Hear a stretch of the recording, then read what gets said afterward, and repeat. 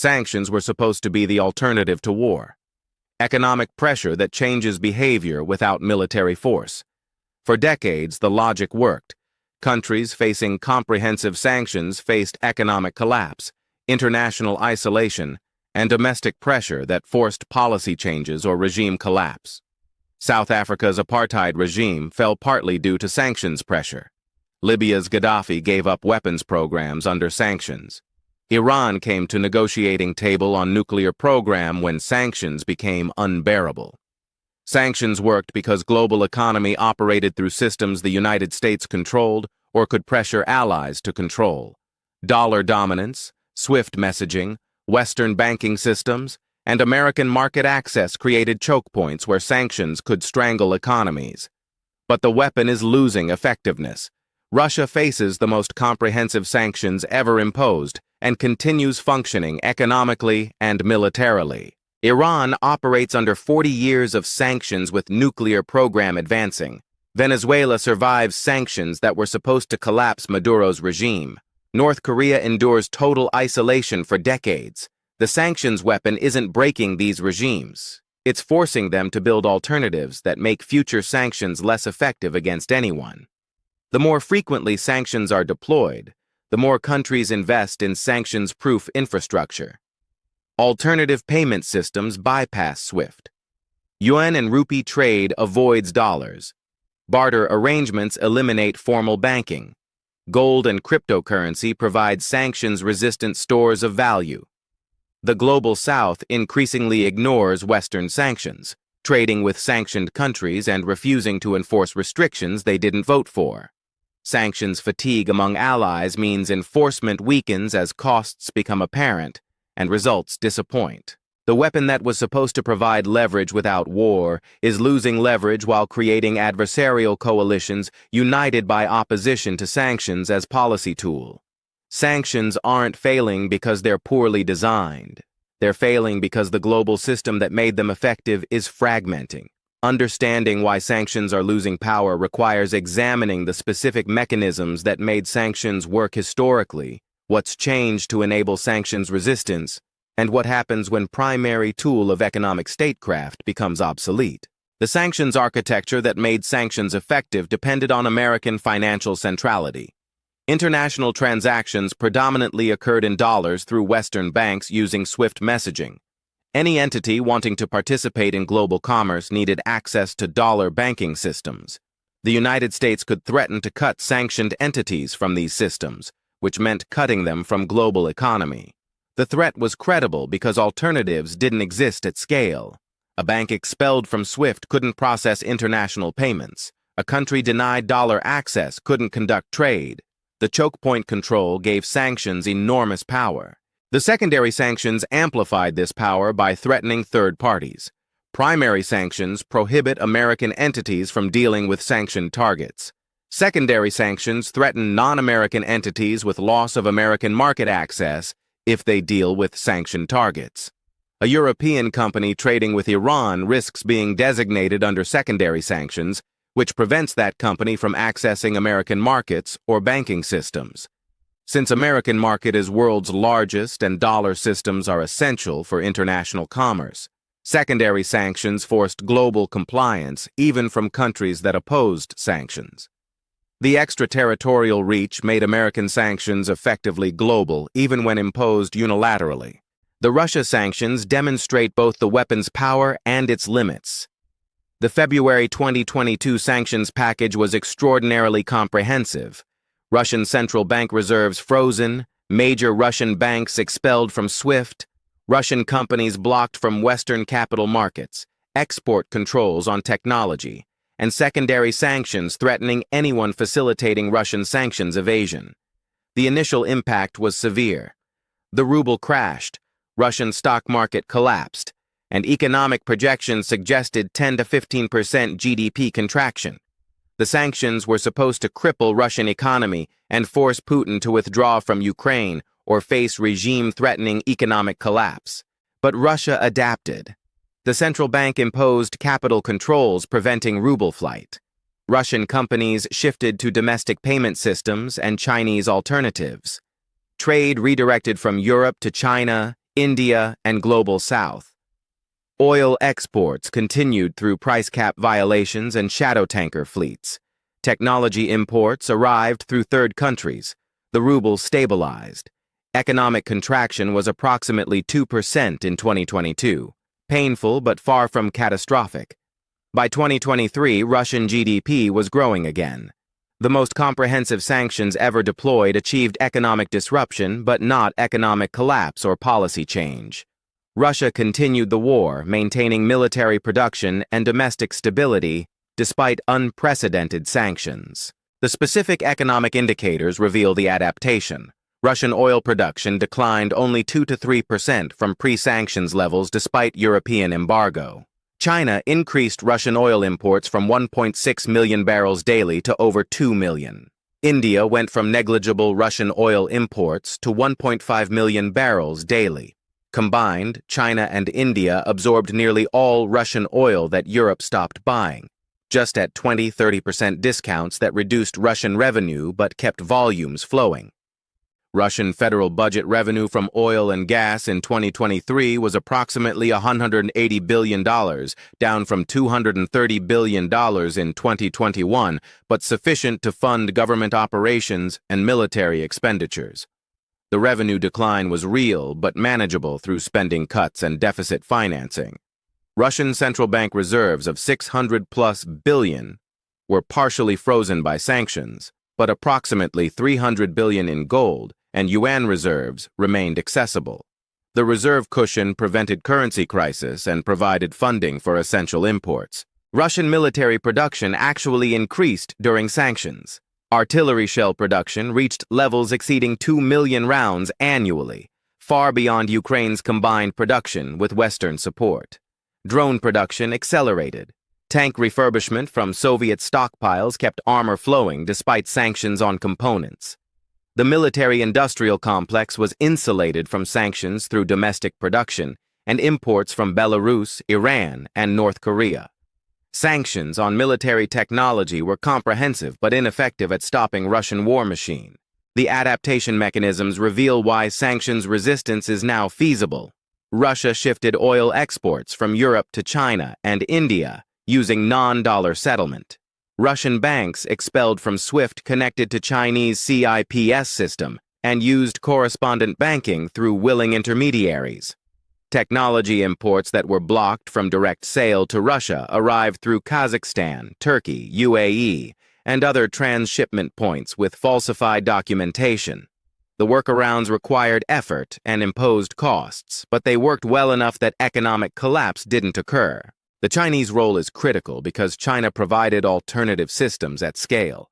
Chinese banks processed Russian transactions expelled from Western systems. Chinese importers purchased Russian oil and gas paying in yuan. Chinese exporters supplied Russian consumers with goods that Western companies refused to sell. Chinese financial infrastructure, CIPS, yuan clearing, swap lines, provided parallel systems that kept Russian international commerce functioning. Without Chinese cooperation, Russian sanctions resistance would have been far more difficult. With Chinese support, Russia demonstrated that comprehensive Western sanctions are survivable for countries with large economies and willing partners. The Global South response to Russia sanctions revealed sanctions fatigue and resistance to Western economic coercion. India increased Russian oil imports from near zero to 1.5 million barrels daily, becoming major Russian customer despite American pressure to reduce Russian energy revenue. Turkey maintained banking relationships with Russia, enabling trade flows. UAE and Saudi Arabia refused to increase oil production to replace Russian supply, declining American requests to use energy as counter-pressure.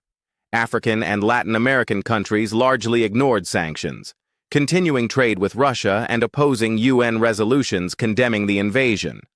The non-Western world's response was that Russia-Ukraine is European conflict that doesn't justify Global South bearing costs of sanctions they didn't vote for and policies they didn't endorse. The Indian calculation was purely economic and strategic. Russian oil offered at $60.70 per barrel when Brent traded at $90 to $100 represented $30 billion annually in savings for Indian economy, importing 5 million barrels daily total.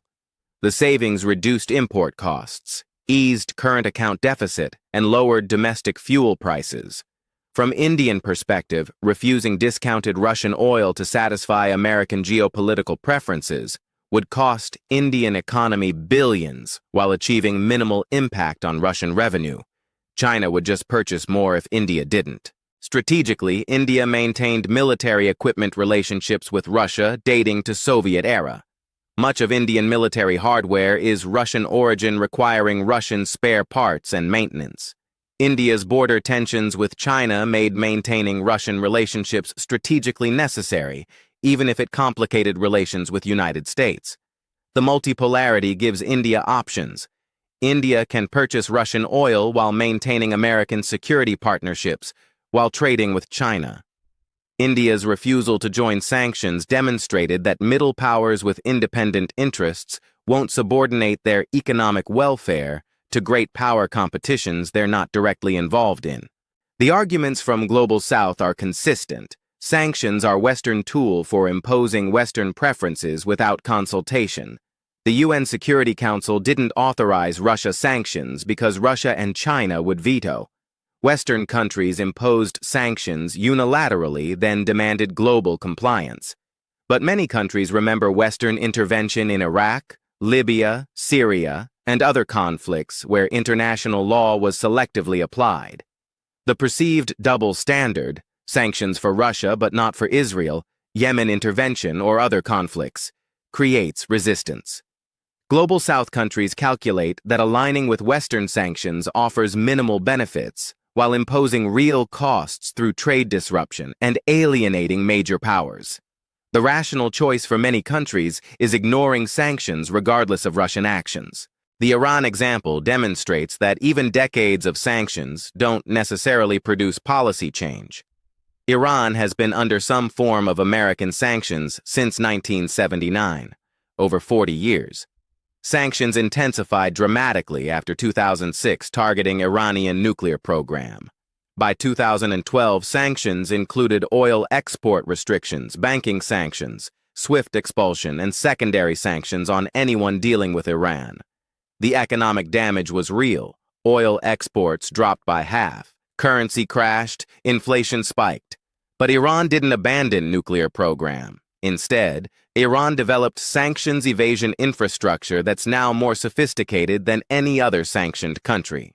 Iranian methods, oil smuggling through transponder shutoffs and ship-to-ship transfers, hawala value transfer networks, barter arrangements, cryptocurrency experiments, and yuan trade with China, provided template that Russia, Venezuela, and others now follow. Iran pioneered the sanctions evasion playbook over decades of necessity. The more comprehensive sanctions became, the more sophisticated Iranian evasion grew. 40 years of sanctions produced nuclear program advancement, regional influence expansion, and sanctions evasion capability, exactly opposite of intended outcomes. Iran proves that sanctions without realistic pathways to compliance just select for sanctions-resistant systems. The Venezuela case shows how sanctions can strengthen rather than weaken target regimes. American sanctions aim to collapse Maduro regime by cutting off oil revenue and international financing. Oil sanctions reduced Venezuelan oil exports from 2+ million barrels daily to under 500,000. The economic collapse was real. GDP contracted by 75%, making it one of worst peacetime economic collapses in modern history. But Maduro remained in power. Why? Because economic collapse hit population more than regime. The elite maintained access to dollars through corruption and oil smuggling. The military remained loyal through patronage. Opposition was too weak and divided to capitalize on economic crisis. International support from Cuba, Russia, China, and Iran provided just enough assistance to keep regime functioning. The humanitarian statistics reveal the catastrophic impact. Venezuelan GDP per capita declined from $13,000 in 2013 to approximately $3,000 by 2020, and 77% collapse. Hyperinflation reached 10,000% in 2019, destroying savings and making cash worthless. Over 7 million Venezuelans, 25% of population, fled the country, creating refugee crisis across Latin America. Those remaining faced food shortages, medicine shortages, and collapse of public services. Child malnutrition rates increased. Life expectancy declined. The human cost was immense. Yet Maduro's regime survived precisely because collapse was so complete. The middle class was destroyed, eliminating potential opposition base. Private sector collapsed, making population dependent on state-controlled food distribution. Currency destruction made regime's dollar control essential for survival. The military stayed loyal because they controlled smuggling and corruption networks that generated dollars. Cuban intelligence advisors helped regime maintain security control. The regime was hollowed out, but retained coercive apparatus to prevent overthrow even as society collapsed around it. The humanitarian crisis created by economic collapse didn't produce regime change. It produced refugee flows to neighboring countries and internal repression. Sanctions that cause mass suffering without providing realistic path to relief can entrench regimes that control remaining resources and use external pressure to justify internal repression. The Venezuela outcome suggests comprehensive sanctions without military component or viable domestic opposition might strengthen authoritarian regimes by eliminating middle classes and civil society while concentrating power in regime hands. The North Korea case represents ultimate sanctions failure. North Korea has been under comprehensive sanctions since Korean War, 70 years. Sanctions tightened dramatically after nuclear tests with UN Security Council resolutions, imposing near-total isolation. North Korea cannot access international financial systems, is excluded from most trade, faces travel bans and asset freezes on leadership, and receives no international investment.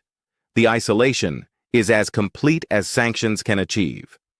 Yet North Korea not only survives but developed nuclear weapons and ICBMs during peak sanctions. The regime remains stable with no prospect of collapse. North Korea survives through combination of extreme repression, Chinese support, and sophisticated sanctions evasion. Repression ensures population cannot organize opposition regardless of suffering.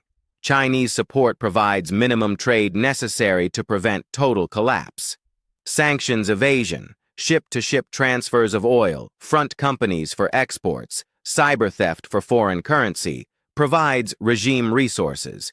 The sanctions inflict enormous humanitarian costs on North Korean population, but don't threaten regime that's willing to accept any level of population suffering.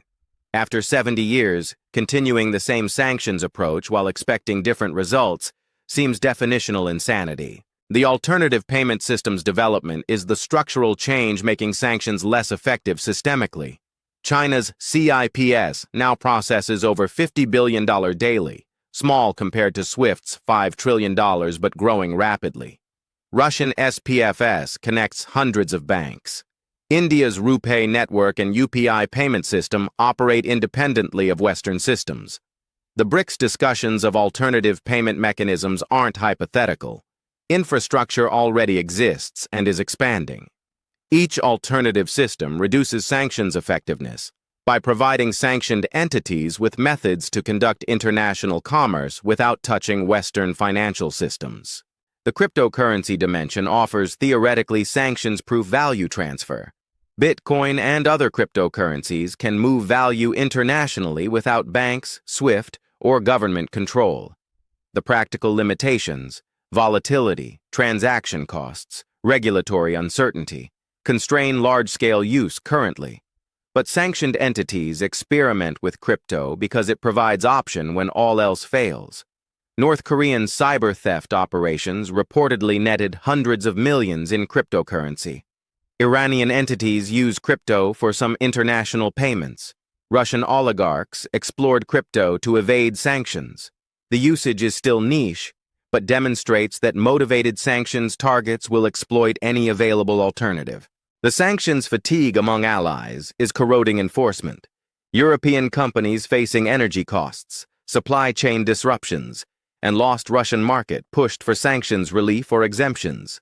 The sanctions on Russian oil evolved from total ban to price cap to extensive exemptions and waivers. Each modification weakened enforcement and created loopholes. Turkey, UAE, and Central Asian countries became sanctions evasion hubs, where Western companies and banks largely looked the other way at obvious violations because strict enforcement would impose costs on Western economies too. The political will to maintain comprehensive sanctions erodes as immediate crisis passes and ongoing costs accumulate. The humanitarian concerns create additional pressure to weaken sanctions. When sanctions cause food shortages, medical supply disruptions, and civilian suffering, humanitarian organizations and some governments push for exceptions. Humanitarian exceptions create channels for sanctions evasion as dual-use goods and financing flow through humanitarian exemptions. The concern is legitimate. Comprehensive sanctions do inflict tremendous civilian suffering, but exemptions make sanctions leaky and less effective as economic pressure. The humanitarian effectiveness trade-off means comprehensive sanctions either cause unacceptable civilian harm or become ineffective through exceptions. The targeted sanctions were supposed to solve this by sanctioning regime officials and entities rather than entire economies. But targeted sanctions proved ineffective at changing behavior. Freezing Putin's assets or banning Russian officials from travel to sanctioned countries doesn't affect Russian policy when those officials don't depend on Western asset access or travel. Asset freezes are easily evaded through proxies and shell companies. Travel bans are ignored by officials who don't need to travel to sanctioned countries. Targeted sanctions provide symbolic political satisfaction, but don't create enough economic pressure to force policy changes. The sanctions escalation dilemma is that sanctions must become more comprehensive to remain effective as targets adapt, but more comprehensive sanctions increase economic and humanitarian costs while creating stronger incentives for sanctions resistance. The trajectory is toward ever broader sanctions that are less effective per unit of economic damage and create stronger coalitions against sanctions as policy tool. The logical endpoint is that sanctions become economically costly for all parties while providing minimal policy leverage. The historical comparison to naval blockades is instructive. Blockades were dominant military tactic for economic warfare before modern era. But blockades' effectiveness declined as commerce globalized and multiple suppliers became available. Comprehensive blockades became unsustainable as they required blockading all trade partners and triggered humanitarian crises. Similarly, sanctions were most effective when global commerce was concentrated through few choke points. As commerce diversifies and alternatives develop, comprehensive sanctions become harder to enforce and easier to evade. The question is whether sanctions can evolve to remain effective or whether they've become obsolete tool for coercing major powers. Sanctions might retain effectiveness against small countries with few alternatives and limited resources to invest in evasion infrastructure, but against large economies with sophisticated governments and willing trade partners, sanctions now seem to impose costs without generating behavior changes. The weapons use against Russia might mark the high point of sanctions effectiveness. Maximum deployment produced maximum resistance and demonstrated limits rather than confirming power. The policy implications are significant because sanctions have been primary tool for addressing international security challenges without military intervention. If sanctions are losing effectiveness, the choice becomes accepting adversary actions or resorting to military force. Neither option is attractive. But continuing to deploy sanctions that don't work while hoping for different results wastes economic and political capital. The sanctions weapon is losing power not because the weapon was badly designed, but because the global system that made it work is fragmenting into multipolar structure where no single power controls commerce sufficiently to make economic isolation sustainable. The future of coercive tools might require developing entirely new approaches rather than deploying increasingly ineffective sanctions. The alternative approaches are difficult to envision because sanctions worked so well for so long. During Cold War and immediate post-Cold War period, sanctions were extraordinarily effective tool. South Africa's apartheid regime fell partly from sanctions pressure that isolated South African economy and created domestic business pressure for reform. Libya's Gaddafi gave up WMD programs under sanctions that threatened regime survival. Serbia's Milosevic faced sanctions that contributed to regime collapse. The successes created belief that sanctions were a reliable tool for coercion without war. But those successes occurred in unipolar moment when American-led Western system dominated global commerce. South Africa had no alternative markets for trade when Western sanctions bit. Libya couldn't access financial systems when excluded from Western banking. Serbia faced unified international pressure with no major power willing to provide alternative support. The conditions that made these sanctions successful no longer exist in multipolar world where sanctioned countries can find alternative trade partners, payment systems, and financial support. The future coercive toolkit might need to emphasize positive inducements rather than negative pressure. If sanctions don't work, offering benefits for desired behavior might be more effective than threatening costs. The Iran nuclear deal, JCPOA, demonstrated this approach. Iran received sanctions relief in exchange for nuclear restrictions. The deal worked for several years before American withdrawal, suggesting positive inducements can achieve results that pure pressure cannot. But inducement-based approaches require sustained political will and face domestic criticism for rewarding bad behavior. The multilateral cooperation dimension suggests sanctions might remain effective when genuinely multilateral with China and Russia participating. But achieving Chinese and Russian cooperation requires accepting that they have legitimate security interests that Western policy should accommodate rather than dismiss. The UN Security Council's sanctions on North Korea showed multilateral sanctions can be comprehensive when major powers agree. But most current sanctions are Western unilateral actions that China and Russia oppose, ensuring sanctions will be partial and evadable.